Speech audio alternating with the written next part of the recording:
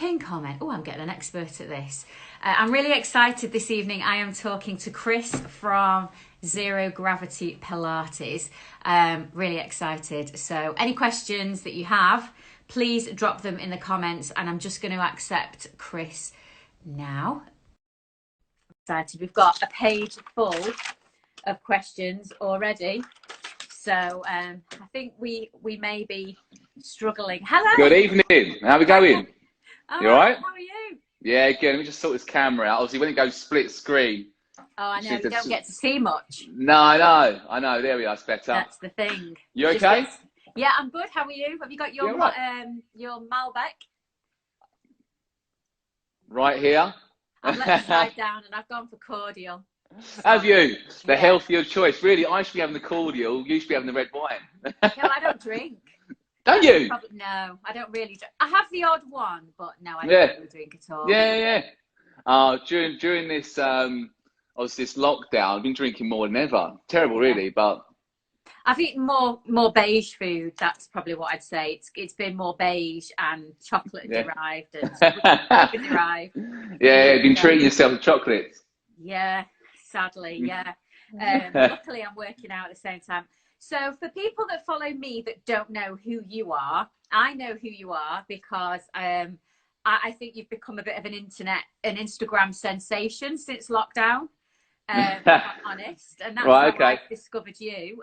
You are, in my eyes, a phenomenal Pilates instructor who do you own the company? Yeah. Is it yours? Yeah. So there's two of us who own Zero Gravity, and all our clients would know the two Chris's. So Richardson and Watson. He's probably watching. That goes on. There's two of us. Okay. Yeah, he's not as good looking as me, but he's good. He's a good trainer. No, he's good. Really good trainer. Yeah. So I wanted to talk. The reason I've set these Instagram lives is purely escapism from all the shit that everybody's thinking about, all the other thoughts, and they're all different things. And that's why you've done what you've done. And if people don't know, you do Instagram live Pilates classes, mat-based Pilates classes, which you'll tell me a bit more about, I'm sure. But they are with celebrities. It's done exactly the same as this, and they are phenomenal. I did my first one of your class yesterday. How are you feeling? Can't move. Can't you? My sides are killing me. My back, my bum cheeks are killing me. Good. Good to hear.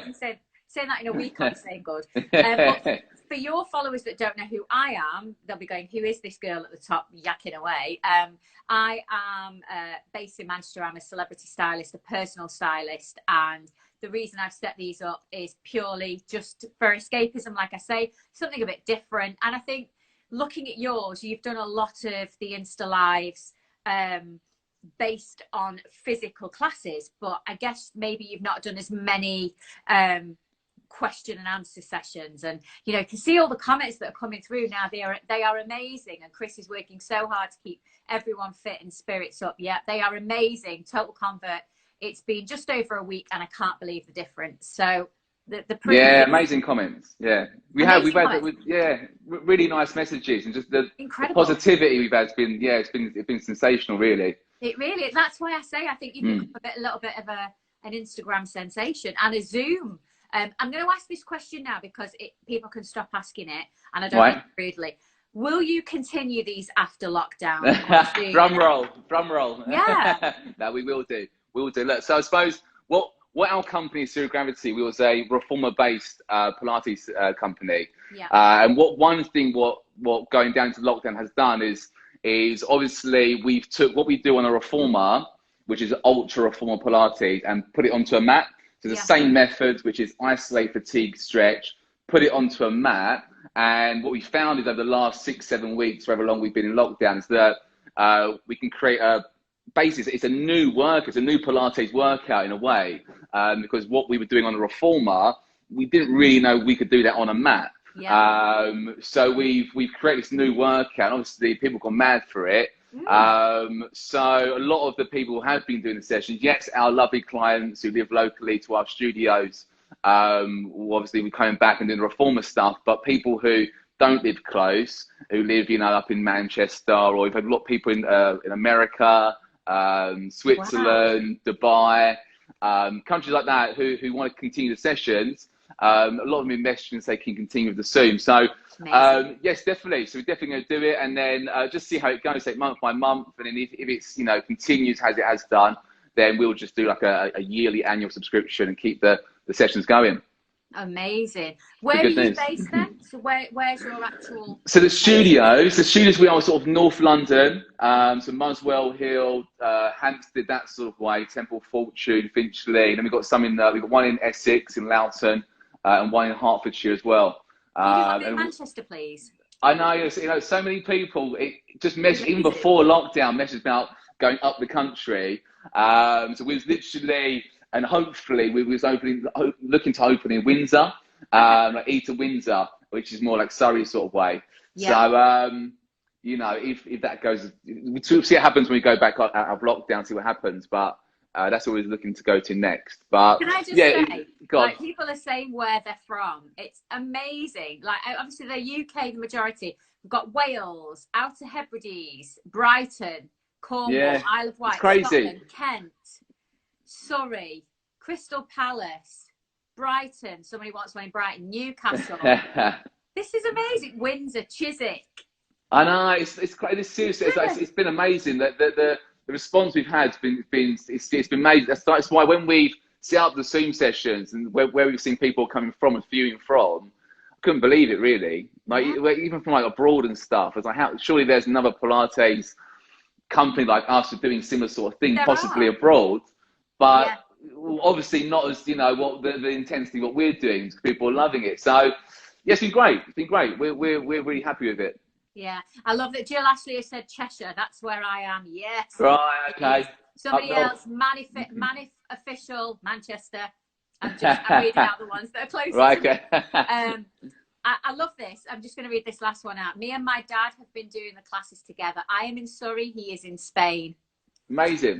That's amazing, isn't it? You should be so good. Proud of yourself. No, it's been amazing. So good. It's good. Like, because it's not just physical, it's also mental as well. You're locked in, you're working from home, you've got children, kids are about. It's not just physical, it's also mental. So people can have a spare hour throughout the day and been doing the sessions and been messaging, lovely messages saying, how great it is, not just for their appearance, but also for their headspace as well. Yeah. It's been nice to hear, really nice to hear. Because obviously sometimes in the studio, when you are doing sessions and stuff, you don't always get to hear the nice things because you're managing or doing stuff. So like what we found is that, being virtually training, we've then got a lot more response from people, emailing, messaging, DMing on Instagram and stuff, loving the sessions. So it has been really nice, really good. I do have to just ask, is Bryony your wife? She certainly is, my lovely wife, yeah.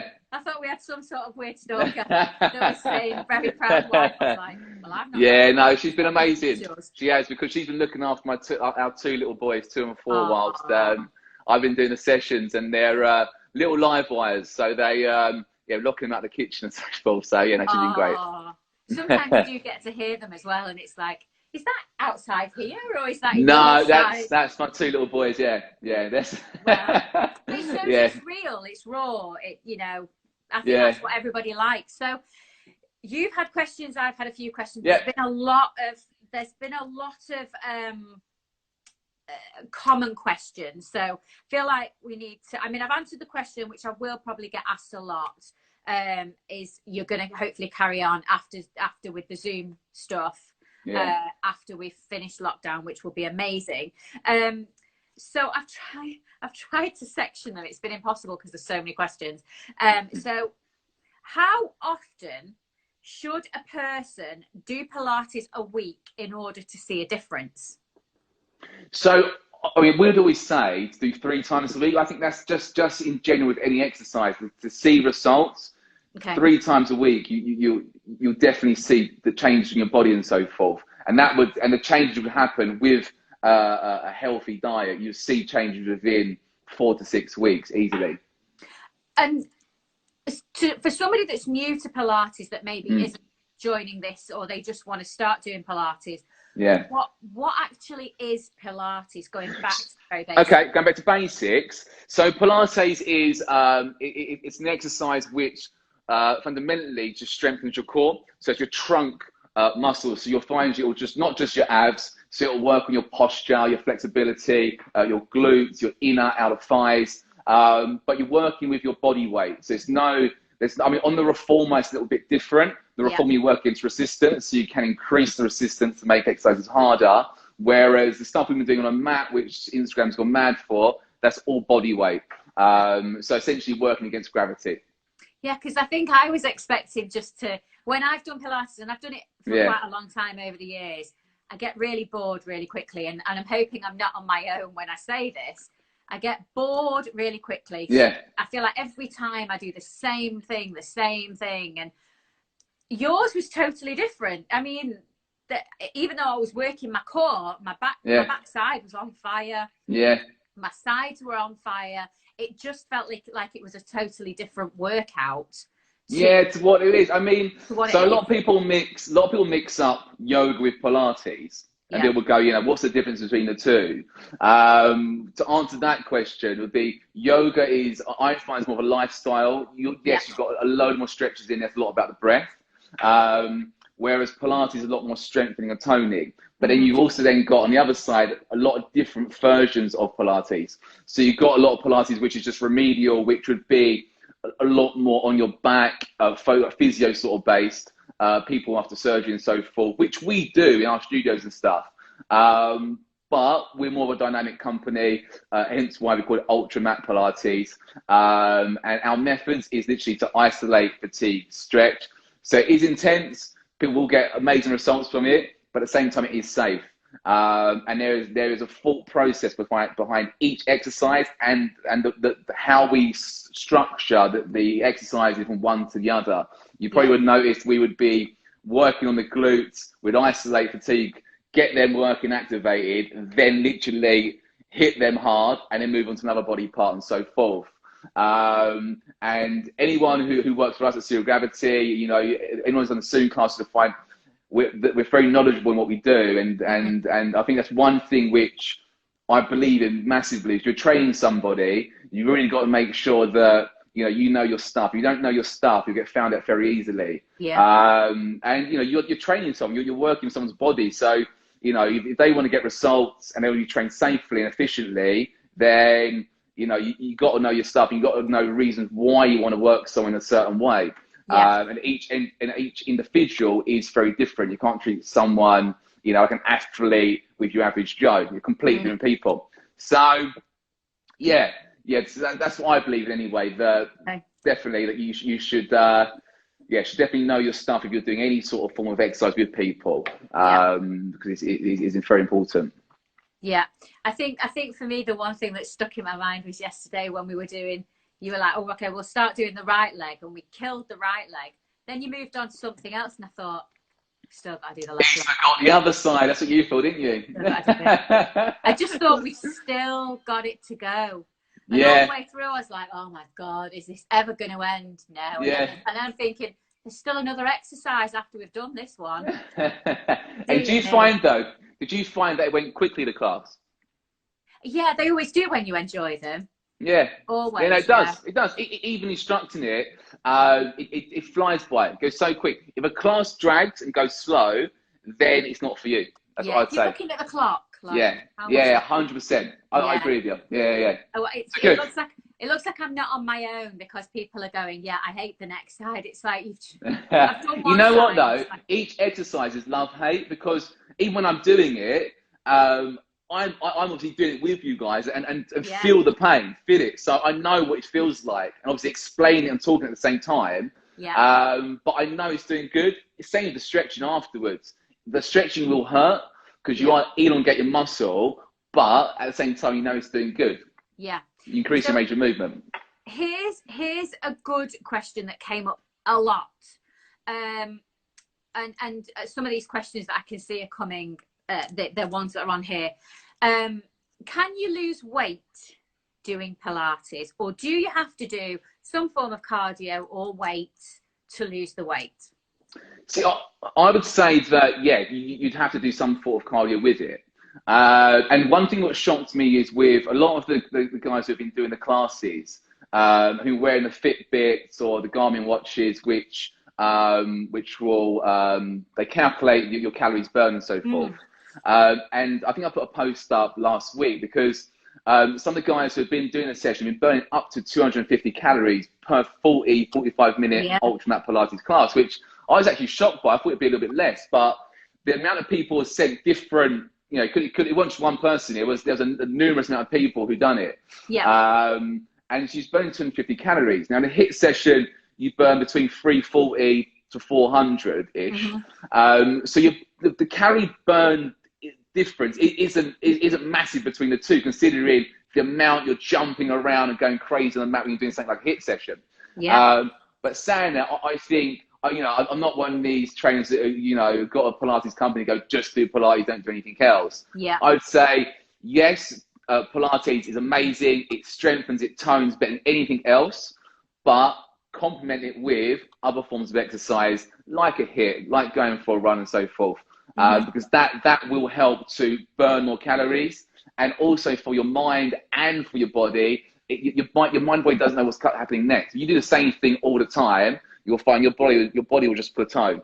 If you change up your routines and your exercise and what you're doing, you'll find you'll start getting results. That with routine and knowing what, and you know, for each week you're having a routine in place, opposed to, you know, just doing once every month, whatever it may be, and then doing 3 times 1 month, or it is. Get a nice routine and you'll see results. I'm going to ask a couple of specific questions, which may relate to some people. If you've got weak wrists, how do you, because for me, and this isn't me that's asked this question, when I'm doing a plank on my hands or I'm doing certain press-ups, my wrists are quite weak. How do you strengthen your wrists to stop pain in them when you do Pilates? Yeah, I mean, that's the one thing with Pilates is a lot of the exercises, a lot of the real deep core exercises are on your hands, on your knees and so forth. It does put pressure on the wrists. Obviously, there are regressions where you can go onto the elbows and so forth, so you can do stuff on the elbows. To strengthen your wrists, I would say do the exercise until you start to feel, just before it starts to burn and starts to hurt, stop, then regress. And next time you do it, see if you can go a couple more seconds longer and so on. So you're gradually increasing, like you would do with anything else, you're gradually increasing your time or your loading to strengthen your wrists, because the wrists are complex joints. So you won't be able to strengthen them thick of the fingers. It will take time. Even sometimes when I'm doing a lot of stuff on my wrist, by the end of the session, they do feel a little bit sore. But over time, you do build and strengthen them up. But you can regress by going down to elbows and forearms if you need to.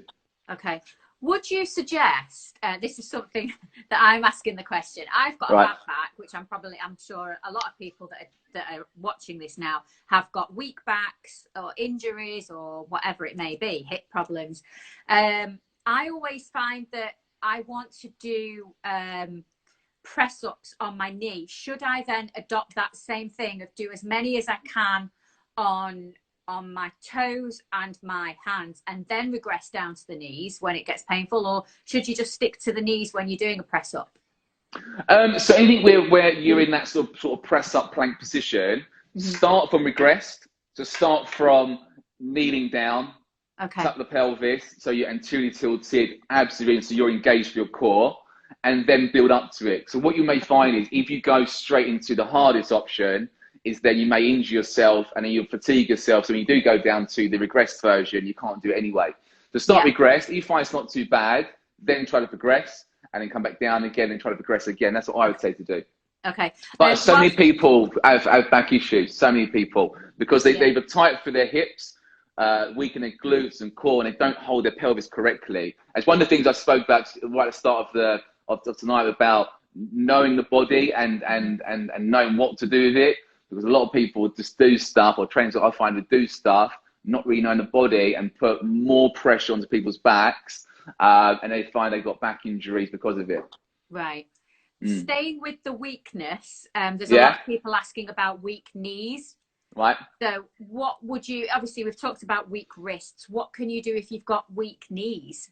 Weak knees, so that can be a number of things. That can be tightness of your muscles, okay, and your alignment within the knee may not be completely bang on when you're doing exercises. It can also then be weakness in around your knees. The muscle called your VMO that supports your kneecap. If that's weak, you're going to find that your knee alignment will be off. Same with your glutes as well. Whenever I'm doing sessions, I'll keep banging on about your glute med, your glute med, your glute med. That muscle is an external rotator. It sits on the outside of the hips, and that helps, believe it or not, with knee alignment. So it's not just your knees. It may be further up your chain into your glutes, into your core, where it's going wrong, and you think your hips are out of alignment, then what's going to be doing to your knees and so forth. So it's not just your knees. Yes, your knees might be weak, but it could be happening further up your chain, i.e. your hips or even your shoulders, which is knocking everything out of alignment. But you can do a load of great exercises where you're literally just sitting on the floor doing leg raises to strengthen up your VMO, which supports around the kneecap. Okay. There's a lot of people that are asking the same question, and I had it today, just moving on from that. Right. About clicky hips and clicky knees. Clicky hips or knees? Yeah, I mean, it sounds horrendous. I would say, get some WD-40. I knew you were going to say that. No, look, with clicking and so forth, that could be a tendon's muscles going over joints, and that's like the clicking, the popping of the tendon. It could be air within the joint. It's not necessarily something wrong. Sometimes I find by having a good stretch before you start a routine, that then avoids that clicking and that sort of, it's like a clicking, like a popping type sensation within, like, you know, your knees and hips and so forth. But it's nothing really to worry about. But give yourself a good stretch before working out. So it could just be muscles being tight, essentially. Okay, and that was something somebody's just asked as I've watched it. They've just said, should you stretch before you do Pilates? But then I guess you've got to do a warm-up stretch.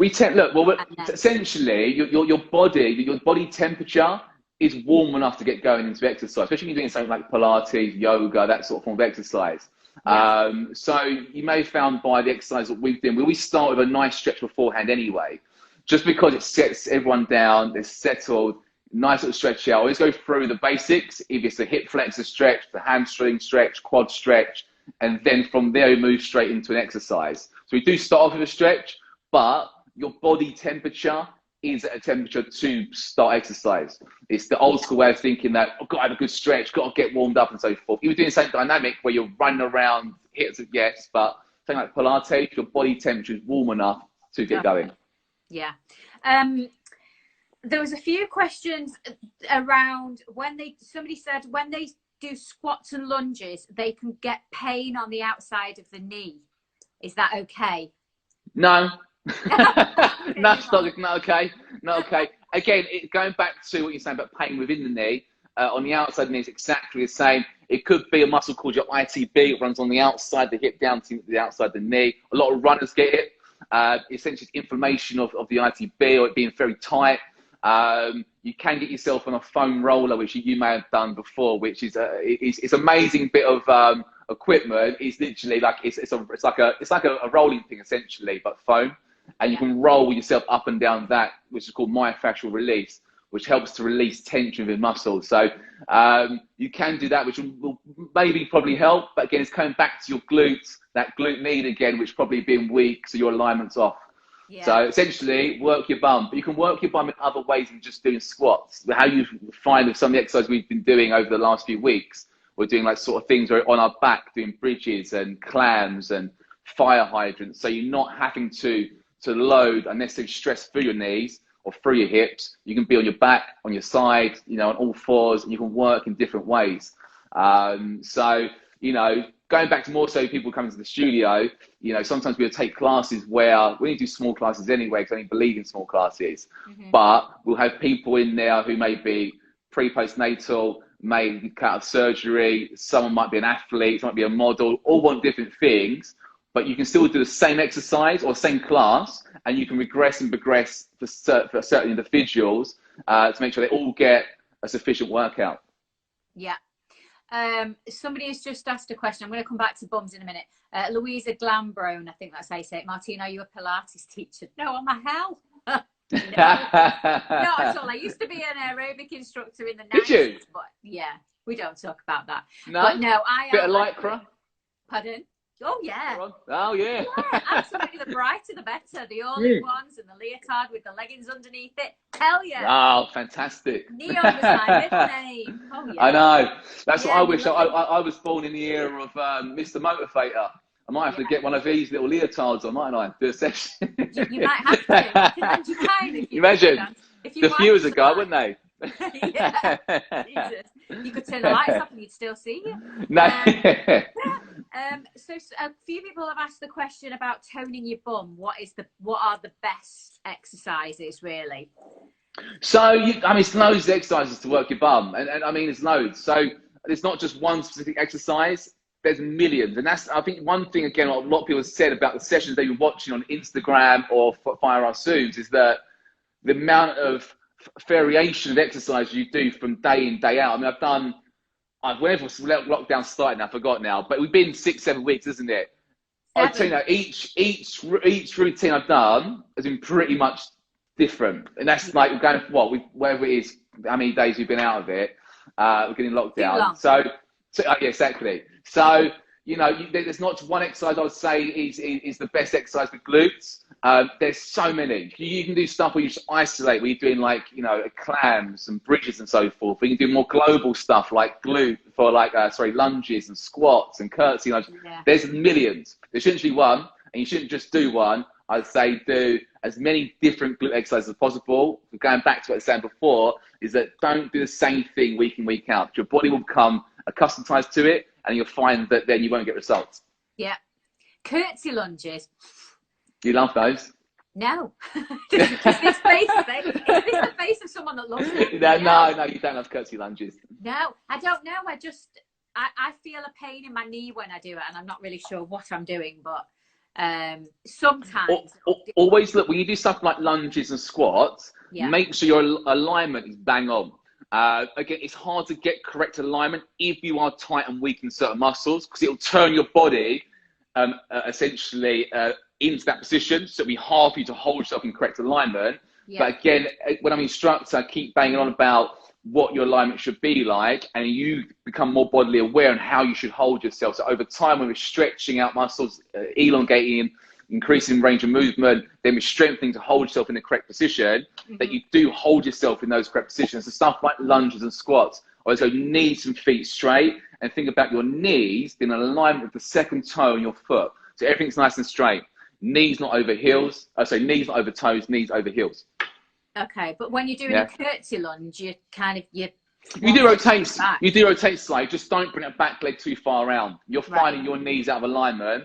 Obviously, your glutes are not strong enough to hold the hips in alignment. So just don't come too far around that back leg. Okay. So Struve17 just asked how many times a week you should do it. We have obviously covered that 3 times a week.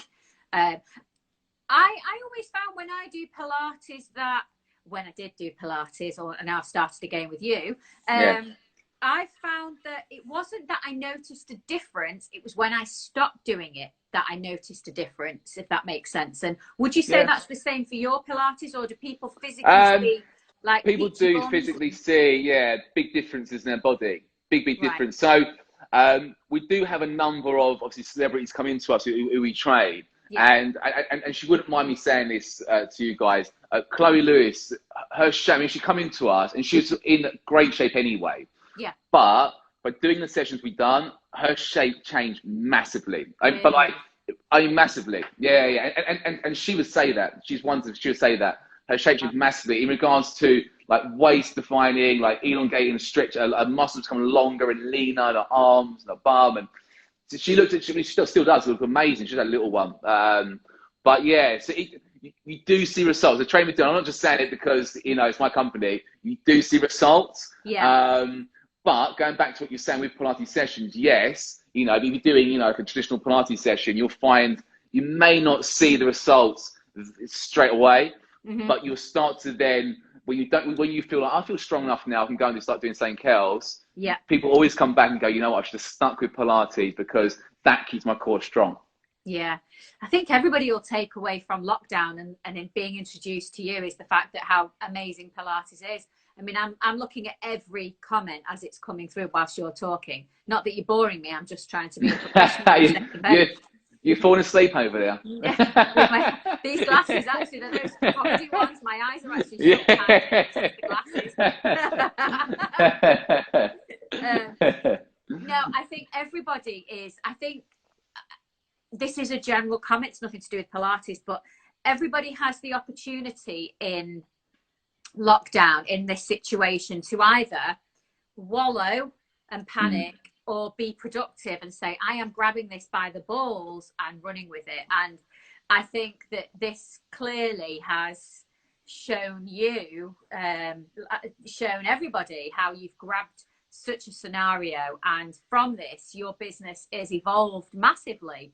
And I'm very fortunate that mine's doing the same thing with the Insta Lives, with the fact that my business has gone online. And I think, you know, everybody, all these comments are just how much they enjoy them. And even though I've never met you, I'm proud of you, because you've taken this by the balls and literally made such a success out of it. And yes, everybody is asking the same question. They are asking, because people are joining all the time, is, are you going to do these afterwards? I guess the answer is yes. Yeah. And if you don't, then I'm going to hunt you down and kill you. Hate to do it. Or I'll get the other Chris and get him to do it. Yeah. So going back to the questions, when people have hip pain, when they do hip exercises, they have pain in the hip. Is there any advice that you could give to somebody that has got hip pain? Is it looking at your alignment? Yeah, I mean, it could be a number of things. I mean, more times out of 10, it always comes back to the same thing. You know, what Pilates does, which is amazing at doing, is any muscle imbalances you may have, it irons that out. So you become equally as strong your left as your right. Same with your range of movement. Your range of movement becomes equally as long your right as your left. And you become strong for your core, your glutes, and so forth. So you hold yourself a lot better. If you have muscle imbalances, which means one side's strong, say your right hand side's the strongest, your left hand side's weak, you're tight in one area, you're not tight in this, you're going to find your body's not moving as well. Over time, you're doing stuff throughout the day, or it may be, you're going to find that, you know, what's going to take the load is usually hips and back. That's central to the body. Yeah. But it's about looking at, it's hard to say, you know, just over here now what it may be. It can be a number of issues. Usually it's due to muscle imbalances. Could be coming through glutes, could be coming through being weak for your core, tightening your hips. Could be a number of different reasons why you're feeling pain in your hip. I mean, I'm not a physiotherapist. My background, my degree is in sports conditioning. That's my background. The other Chris who does a lot of the Zoom classes, his background's in sports rehab, so we work quite nicely together. Yeah. But yeah, I mean just in general, that's what it comes down to, is tension, tightness, weakness in around your core area, hips, abs, glutes, which is why you're getting pain in your hips. But unless you see someone and physically assess them, it's hard to really tell exactly what it is. Would you suggest then, say, obviously, because if people don't live near where your studios are, would you suggest that they go and see a physio and get an assessment and get some sort of guidance before they start Pilates? I mean, they're going to start yours, because they're not going to be able to do one-to-ones or group sessions with you. No, I mean, depends what they may have wrong with them. You know, so our backgrounds are sports therapy, rehab. So, you know, we see a lot of people come straight into us and bypass a physio, and that's fine. If it's something a little more deeper and internal, which we can't figure out exactly what it is, then a physio's, you know, is great to see. But yeah, each to their own. But yeah, I mean, sometimes going to a physio first, if you've got something deep internal line, which, you know, we would not be able to see, is good. But the rehab afterwards and how we strengthen you up afterwards, I'd always say, good quality Pilates instructors, they would be able to put you on the right path, definitely, in terms of strengthening you correctly. Oh, I was just going to ask a question, going off on a slight tangent that was just put up, but your wife's answered it. Adele has just asked, how is your kitchen tidy, especially with two boys? But then Brian has just said, he's cleaning obsessed too. I'm terrible. No, literally, I'm terrible. I've got terrible OCD. You can imagine boys running around with all their toys and stuff, and literally behind them with Hoover. Terrible, yeah. How did you come up with the kitchen? How to come up with it? Yeah, how did you come up with doing the classes in your kitchen? Oh, in the kitchen. You know what? I just done it from a number of different. I've done it from the garden at first. The boys. So we basically live in a converted barn. So we've got two gardens either side. We've got the boys' garden and what would be the grown-up garden on one side. So I was doing it from the boys' garden, and it's more due to Wi-Fi issues, that it was just kept cutting on and off sometimes. Okay. And I've done it from the kitchen, and it just, touch wood, we had obviously a bit of issue on Sunday with Chloe Lewis, but it wasn't doing the Wi-Fi. But it hasn't cut off due to any Wi-Fi issues. Right. So yeah, I'm a superstitious man. So I was like, right, that's just staying here now and just do it all from the kitchen. Just means that my wife and my two boys can't come in to grab anything in between hand.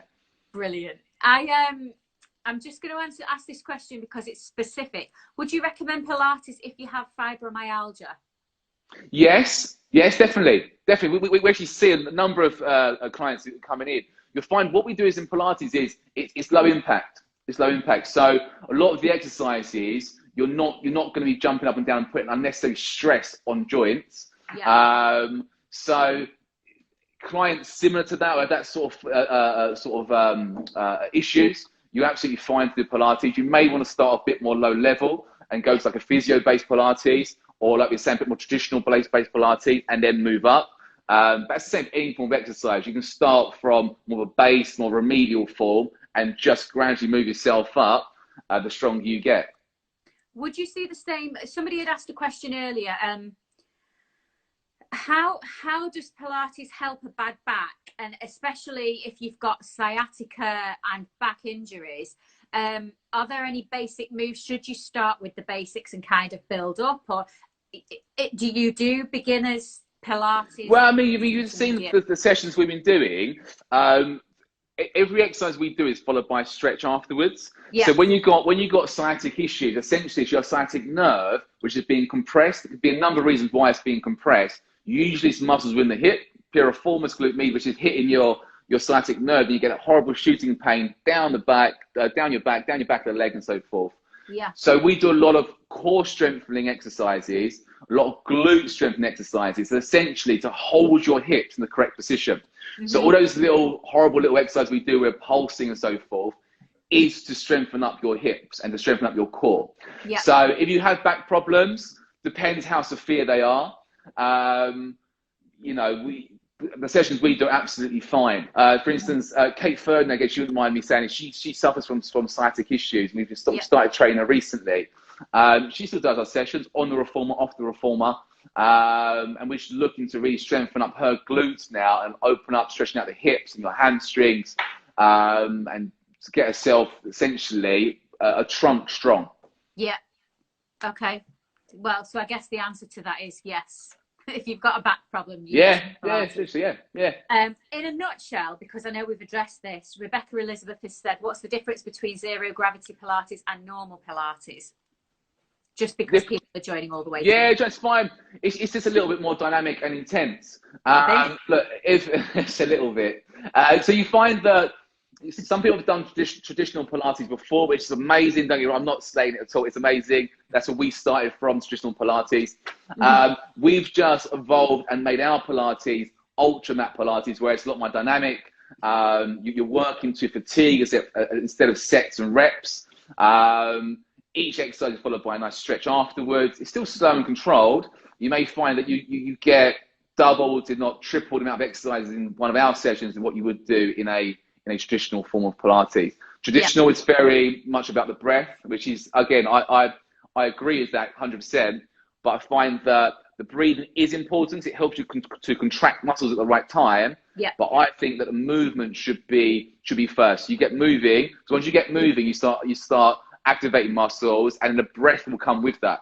And the breath is important, don't get me wrong, but I say get moving, get the movement right, get the movement pattern going, and then you can start the breath afterwards, rather than traditional. It's a bit the opposite way. So sometimes you lay on your back for a long time thinking about your breath and your rib cage placement and stuff, which is important, but we work opposite to that. I find sometimes I want to breathe out at the wrong time and breathe in at the wrong time. So it's a lot of people do. That's it. So people laying on their backs for half an hour trying to think of, am I breathing right here? And then you feel that half an hour's gone when they start checking the watch and gone, I've laid down for half an hour, done nothing. Yeah. Essentially, people want results, don't they? People want results. Yeah. People are like, I'm here to get results. No matter what it is, to strengthen up your core, your back, your legs.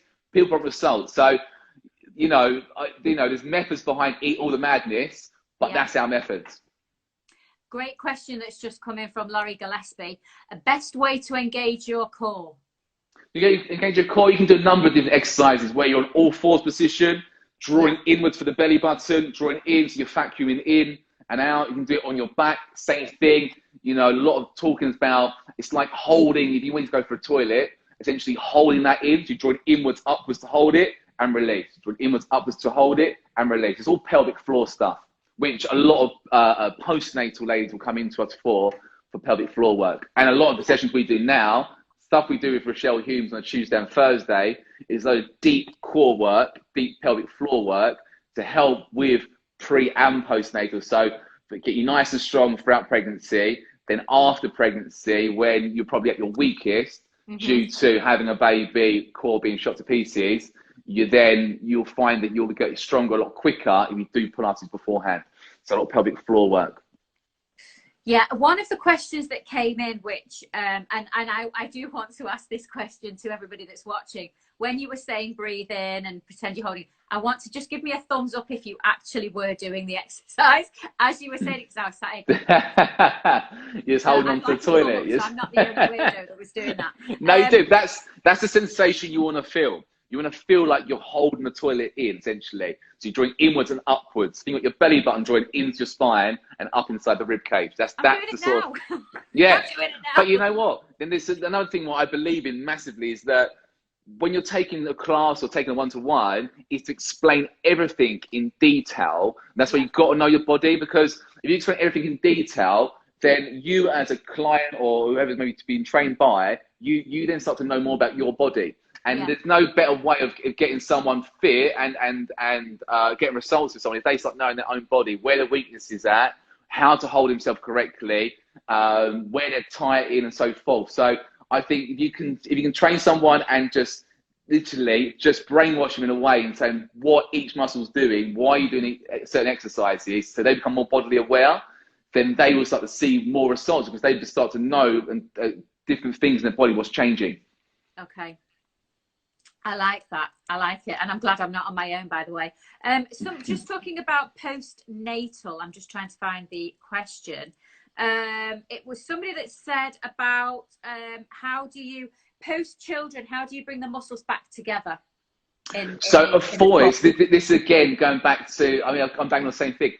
Going back to trainers who know their stuff, be careful you don't just go and see Joe Bloggs down the road, because you've got to make sure when you come back after having a baby, first of all, get the green light. So make sure your doctor goes, right, you can go back to training. Yeah. And then avoid stuff like running. I know you want to get out and go running. Avoid running, avoid swimming. All that does is it just opens up your linea alba more. So your linea alba is the connective tissue between your rec abdominals, your six-pack muscles. Obviously, that separates when you know baby's growing inside you. So to get that coming back is deeper core exercises. Think about your rec abdominals being on top. Underneath it is your transverse abdominals, which is like a core. It's essentially it's like a corset. Sorry, runs through the lower half of the upper body. That is what you want to get strong. Getting that strong, doing lateral work, deep core work. So things like kneeling side planks and kneeling planks and all them deep core work. Get that going, and that will draw your rec abdominals close to each other.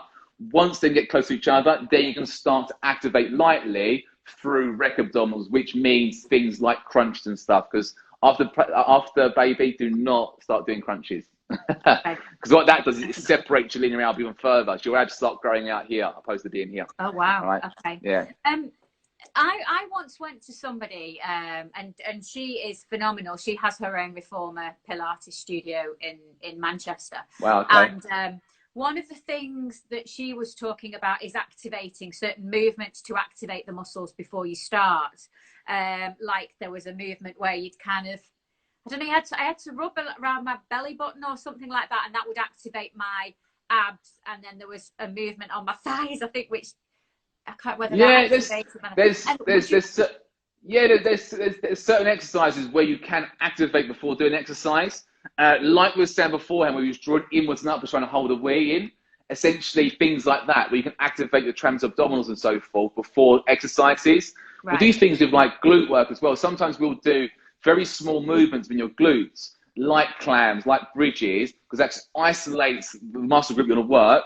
activates it, gets it working. So if when you start doing things like lunges and squats, your glutes are firing up straight away. A lot of people are quite quad dominant, or they find they're so strong or even tight for their hamstrings. All they feel is their hamstring or quad, doing all the work and doing things like squats and lunges. If you can get your glutes activating first, and then start doing exercises like your lunges and your squats, you may find that your glutes then start firing up how they should do, opposed to just your quads and your hamstrings just dominating the exercise. I think I'm probably guilty of that.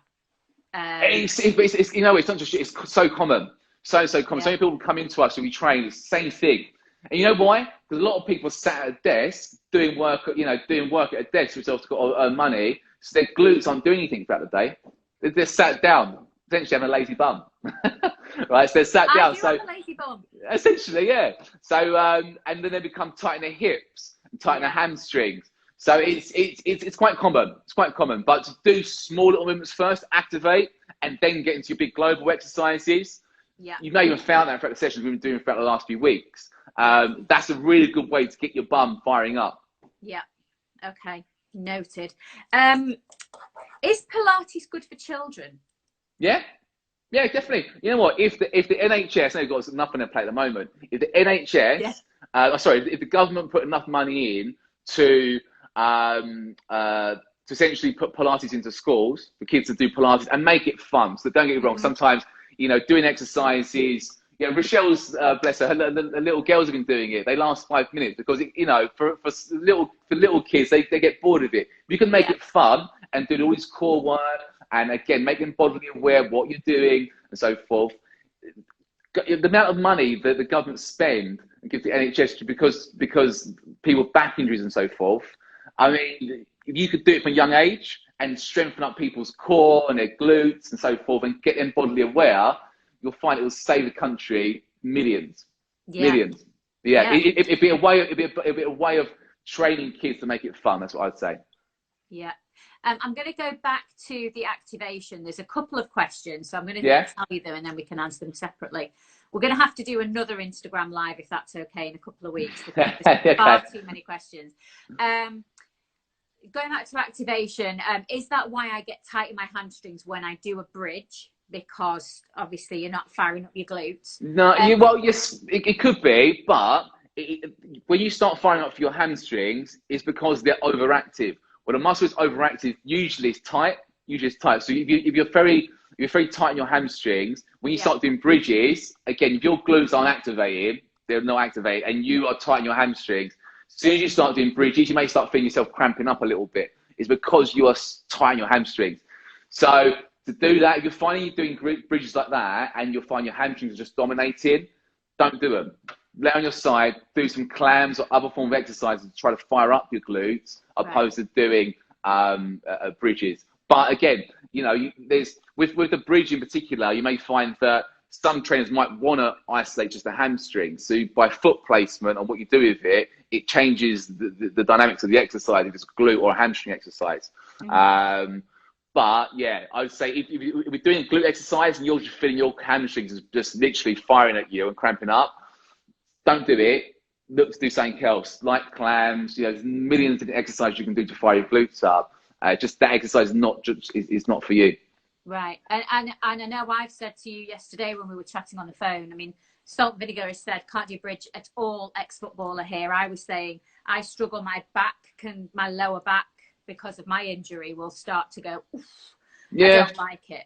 So when you do things like a single leg bridge, which is a bit more advanced than often both feet down, just doing bridges, you can load for your SIJ, so the sacroiliac joint within the hip, which is the hinge of the hip. So you can either go both feet down, you can go hands, thumbs just underneath your SIJs and do single legs, but you're more supported. So what you don't want to do is start to drop your hips from one to the other. And that's when you really start to load in the SIJ. People are like, oh, back's in pain.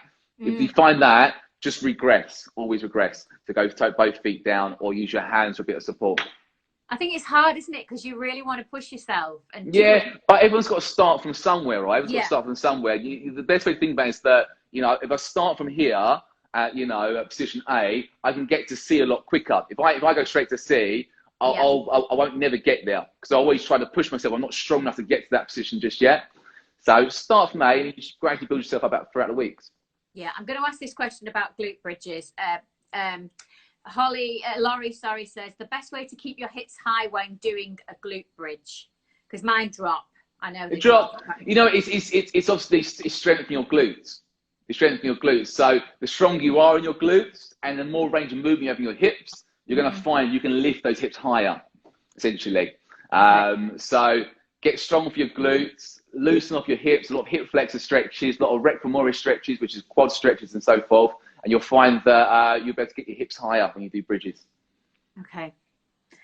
So we're all going to leave this at 9 o'clock, and we'll all just be like, just doing a few little glute bridges just before bed. How can I train, or what exercises can I do in order to be able to touch my toes? I thought this was touch your toes. Good... So yeah, I mean, a lot of people can't touch their toes, believe it or not.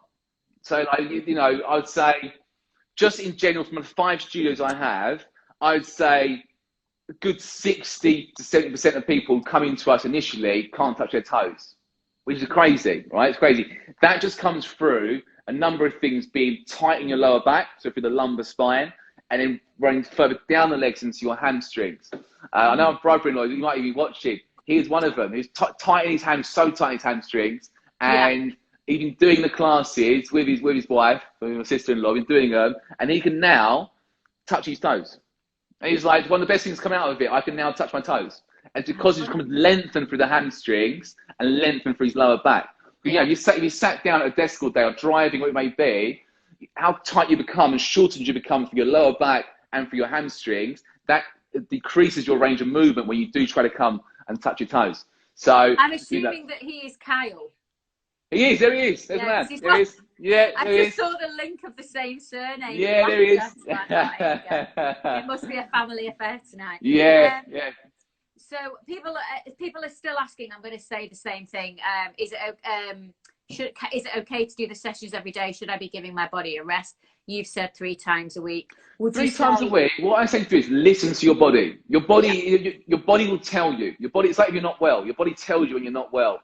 Same thing. If you're with Pilates, it's not high intensity exercise. So essentially, like I'm doing it every day. You can do it every day. If you wake up in the morning and you feel fatigued, you don't feel you really want to do it, don't do it, because all you're going to do is you're going to end up injuring yourself. If you injure yourself, you'll find then you're going to go back to square one because you can't exercise for a week or 2. So just listen to your body. If you can exercise every day and you're doing stuff what you're doing, do it. You're not going to harm yourself, but listen to your body, because you know it will tell you when to stop. Yeah. I'm going to ask this question because it's come up quite a few times, and also I had the question myself. I'm nearly out of wine over here. I know, Brian. Brian. No, it's okay. 9 o'clock. We've only got 7 more minutes, and it cuts me off. So, when I do crunches, this isn't me. This is a question. When I do crunches, my neck hurts, so I can't really hold it up for a long time. And there's been a couple of questions. Crown CB says my neck hurts if I have to hold it up for long periods of times. Any ideas? I'm assuming that's in like a lay down position, maybe. With the head so if you think about a traditional abdominal crunch, laying on your back, feet on the floor, fingertips at temples, curling up. A lot of people are quite weak for their neck. So for the back of the neck, so they'll find that they'll put a lot of strain on their neck when they're curling up. Or they're not strong enough for their abdominals. All they're doing is they're not using their abs to lift themselves up. It's all coming through the neck. So it could be either or. So I'd say to do is, I don't like to teach it because I know a lot of people grab behind their head and pull their chin into their neck or puts further strain on their neck. Just try to support with the bases, with your fingertips, the base of the skull. So when you are curling up, you have got a bit of support through the neck.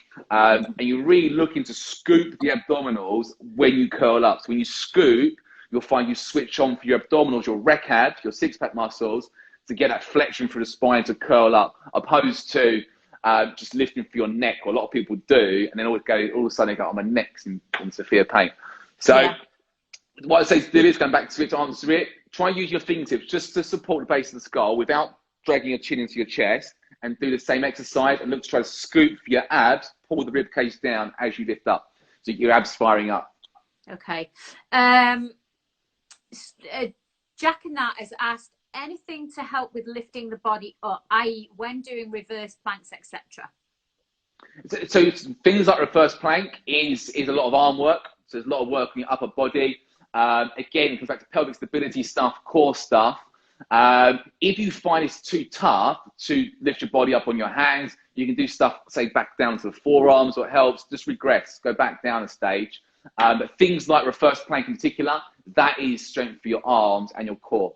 So it just means, it means, you know, going back a stage, doing stuff with your arms to strengthen up your arms and your core, you know, kneeling planks, kneeling press-ups, tricep press-ups and so forth, which would help you get stronger for your upper body. So when you do the reverse planks, you've got a nice basis to work from.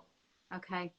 Another question that's been asked a few times. I've lost my weight, but I'm now looking to really slim down / tone up, but I don't want to look bulky. Is Pilates best for this? And also, thank you for all of your sessions. I love them. Ah, thank you. Was that the wife saying that, was she? No, it wasn't actually. She said you've had enough. You've had enough wine. That was the comment from Brian. I'm joking, yeah. No, so basically what Pilates does is it does create long, lean muscles, so you won't get bulk from it. So you'll find a lot of stuff we're doing throughout the sessions is we're working to fatigue, so you do a number of repetitions on a muscle. You're working against your body weight. Even when you do stuff within our studios, you're working on a reformer, you're working against light resistance. So you're doing a number of repetitions, which builds long, lean muscle, and you're going to find we stretch out afterwards. So you'll create lean muscle opposed to bulk. If you think about, you know, the traditional big bloke coming out of the gym, you won't get that type of muscle mass. No, definitely not. As you can probably tell by me. Very quick final question. Yeah. My daughter, from M Ward 76, my daughter has double scoliosis and does Pilates. Are there any exercises she should not do on your live classes? So scoliosis wise, all the core stuff is amazing for her, because obviously the hips will be out of alignment because of the scoliosis. Yeah. So all the pelvic stability stuff do, glute stuff do, core work, all the lateral work we do, side planks and stuff do. More so than anything, when you're obviously training by yourself, if you've got scoliosis, what I'd say is check your alignment. You know, it's not something you shouldn't be doing. You want to check your alignment, because obviously you're going to be off for alignment anyway, because of the nature of how your spine is. It's just trying to get your alignment as square as possible when you're doing some exercises, so you're switching on the correct muscles at the right time. Okay, there we go. At this stage, with 2 minutes to go, thank you. It's really 9 o'clock already. Yeah. Can we stay for another hour? I'd love to. It'd be amazing. That's why I was saying, because I haven't hit half the questions on this sheet. Please, would you do another one with me in a couple of weeks? Definitely, it's been so interesting. And you know, I can see that we've had so many people that have stayed and that have joined the whole way through. But so people that want to follow you, they can follow you, Zero Gravity Pilates. I think a lot of them follow you already. And yes, I do these every night, Monday to Friday. Tomorrow, they're great. I've been watching them. Hey? I've been watching them. They're great. I've been chilling out, watching them. Yeah, with another glass of wine. Tomorrow I am interviewing Samia Longchambon, who plays Maria, a hairdresser in Coronation Street. Wow. She's actually been on before. She's one of my clients. She's been on before and she's coming back on again. So yeah, every night is something totally different. We've covered skincare, so many different things, nutrition. It's good having a good variation of different people on, though, isn't it? That's what people want to see. They want to hear about. I've wanted to do this on Pilates because I'm really interested. I will definitely join your class, and obviously you will be doing the June offer that comes out when? Yeah, so sort of mid-May time, we'll put the June Zoom subscription on. So people who already follow us and stuff, it'll come up on Instagram.